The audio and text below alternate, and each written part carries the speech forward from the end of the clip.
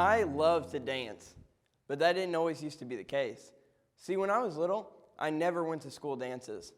Now, freshman year came around and one of my friends asked me to go to the dance with her. Reluctantly, I said yes, and then in the weeks to come, I gathered the things that I would need for the dance, like a matching tie and a corsage for her. So I thought I had everything I needed, and I didn't worry about it whatsoever. Now, the day of the dance came around, and I was sitting in my ag teacher's room, and in general conversation, my ag teacher asked if I was ready for the dance tonight. And I said, absolutely, I got everything I need. And then she asked, well, have you ever been to a dance before? Well, no, but how complicated can a high school dance be? And she said, well, do you know how to dance? I said, well. And in that moment, my mind started racing, my palms started sweating because I didn't know how to dance. And in a few hours, I was going to be on that dance floor. What was I going to do? Well, luckily for me, one of my fellow FFA members stayed after school with me, and she taught me how to slow dance and a few other line dances. See, that day, I learned a pretty good lesson. I learned that confidence without humility is just cockiness. And see, we need to stay humble all the time, because if we're cocky, that can lead to failure. But if we have confidence, that can give us motivation. And even if we don't have confidence, as long as we're trying, we can gain that confidence. See, a few years later, I was prepping for an ag mechanics demonstration with my best friend, who also was going to tech school with me. So we were both in the electricity class, and we had all kinds of background information on the demonstration that we were doing. See, we were going to be wiring a three-way switch, and which was really simple for us because we'd done it tons of times. And so we weren't worried whatsoever. We practiced a few times, and we had it down to a science. Well, a few weeks before the demonstration came around, my partner said that he was no longer able to make it. What was I going to do? It was a two-person demonstration. How could I do it by myself? And so I went around asking, and luckily one of my fellow FFA members in my chapter was willing to jump in and be my partner. So I wasn't worried again, because I just gave him all the information he didn't know, and I told him, you just practice and make sure you know these parts, and we'll be good to go.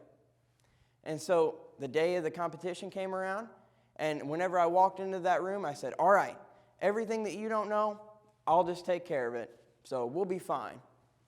Now, we went into there, and we did everything we needed. Every time that he would slip up, I'd jump in and say exactly what he needed to say. And then the questions came around, and I knew every one of them questions. Now, whenever we were waiting for the results to come around, third place got announced, and I wasn't worried because I knew we got first. Second place got announced. Of course we got first. And then first place got announced, and it wasn't us. What did we do wrong? I knew all the questions. I knew exactly what we were doing. I knew everything about that. Now, whenever the scorecards came back and we were able to see what we missed on, I noticed that the main thing that we missed points on was teamwork. See, I jumped in and I did everything that he didn't know, because the reason why he didn't know all those things was because I didn't take the time to practice with him. I just assumed that he was going to be able to read that paperwork and understand those concepts that I had been taught. See, I had confidence without humility that day. So I was cocky, and that led to failure. See, have we ever had a time where we've done something and we've been so confident in our work, but we forgot to have humility, and it led to failure? Now, there was one time whenever I had confidence with humility. You see, whenever I was the next year, I was on the swim team, and I was team captain, so I had it all set. I had made sure that our team was pumped up for every meet, and so far that year, we had won every single meet. It was a winning season, and it was the best season that I'd ever had. See, our school is small, and so we had a small team anyways, so it was very hard for us to compete with some of the larger schools. And so with the winning season we were hyped up for conference meet because we knew we had a good chance to score pretty high. And so whenever conference meet came closer, as we started looking through the statistics and seeing what all that we compared in different events, we noticed that we were going to be ranked third if we could keep up our best times. So we were excited and extremely confident in our abilities. Now, in the week leading up, we practiced extra hard and made sure we were all fit so that whenever we walked out on that pool deck, we would be good to go with that third place.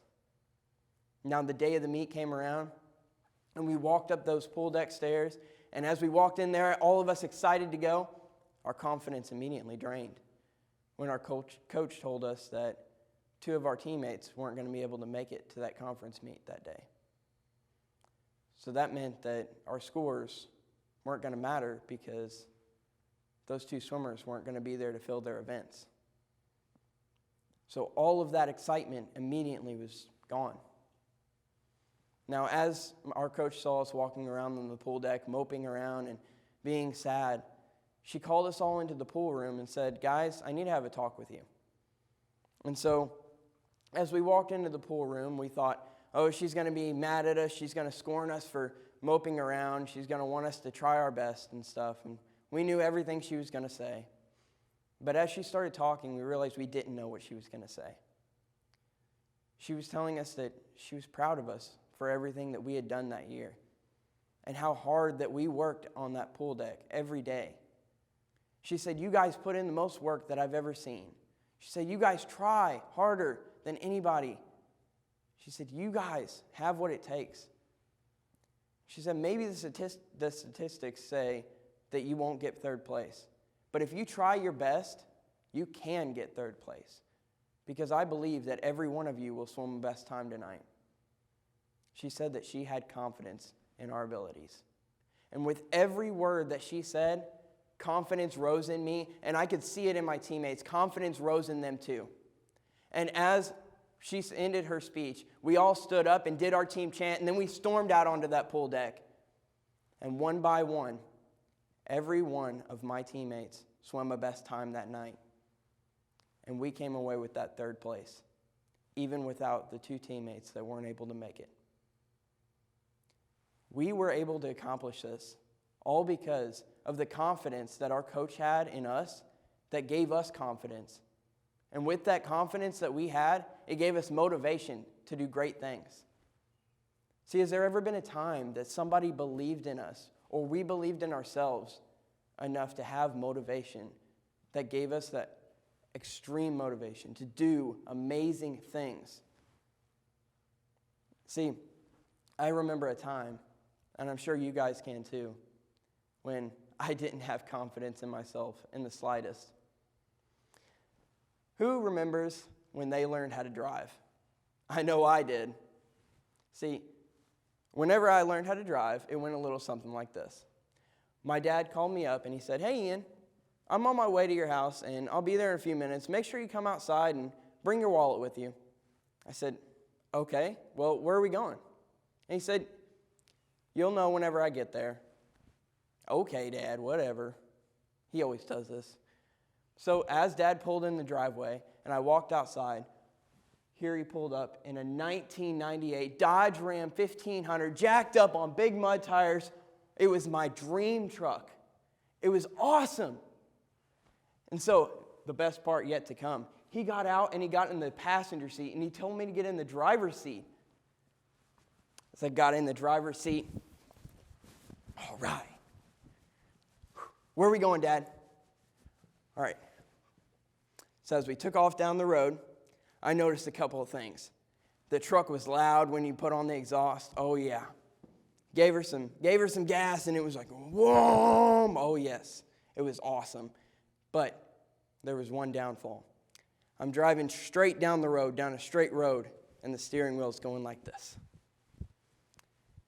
So, hard enough already to keep it on a straight road. What's that? The back roads. Why? Why are we going on the back roads? The curves, I can't even keep it on a straight road. How am I supposed to? Okay, we got this. I know I'm trying to keep it on the road, Dad. Okay, why do I have to learn all this today? Can't I just stay on the straight roads today? You got to learn sometime. I'll learn sometime in the future, not now. Okay. Now, after I got the hang of that, you want me to go to your house? Okay. Well, all right. Back up to the trailer. I can't hook up to a trailer. I'm trying to drive straight, not backwards. Okay.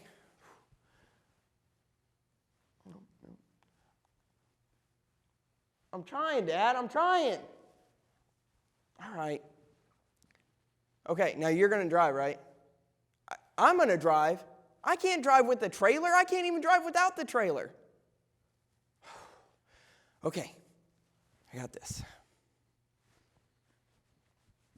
And as we take off down the road, trying to keep it on the road because, steering wheel's like this here. Okay, where are we going? Walmart? I don't need groceries. Why do we need to take the trailer to go get groceries? You want me to park? You want me to back it up into parking spots? I can't even pull the trailer forwards. Okay. Can we learn another day, Dad, please? I just can't do it today. You say you got to learn sometime. One more time, Dad. Please stop saying that. Okay. Oh, sorry. All right, after about 30 minutes of trying to back into a parking spot and jackknifing the trailer twice, we finally get it into the parking spot. All right, now we're going back to your house, right? I'm done. No more, right? Evansville? There's so many people there. I can't go to Evansville. Deep breaths. We got this. Okay. 2 hands on the wheel. Okay. I'm trying, Dad. Leave me alone. Why? I can learn tomorrow, please. You got to learn sometime, right? All right. Now, can we go back to your house, please? Are we done? I am not getting on the Lloyd Expressway. No, it's rush hour, Dad. I can't do that. I just learned how to drive. I'm just now pulling a trailer. Why do I have to do that right now? Can you guess what he said? You got to learn sometime.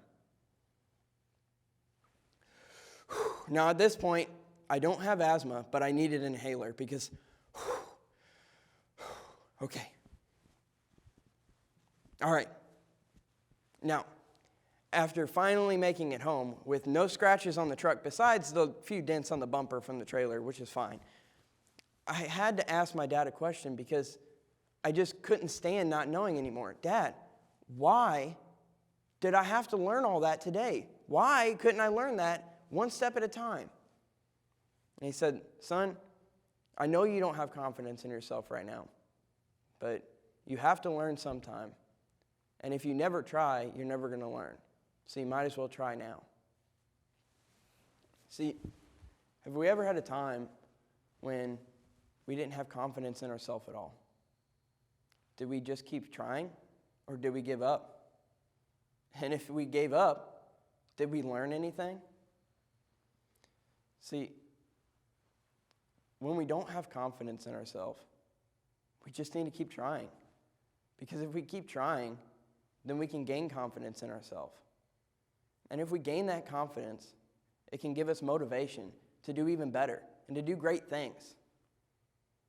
And see, while doing this, we have to make sure that we stay humble, because confidence without humility is cockiness, and cockiness can lead to failure.